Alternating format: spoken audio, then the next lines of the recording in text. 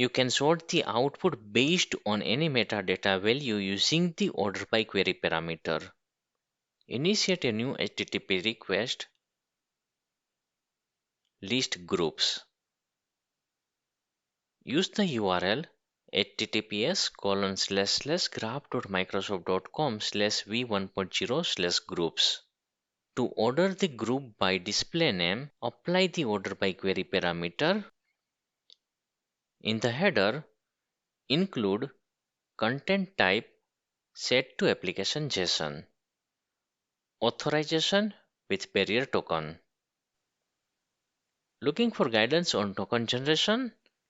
Watch the video titled How to Generate Access Token in Azure Entra ID using the Graph API, linked in the video description below. Click the send button to execute the request.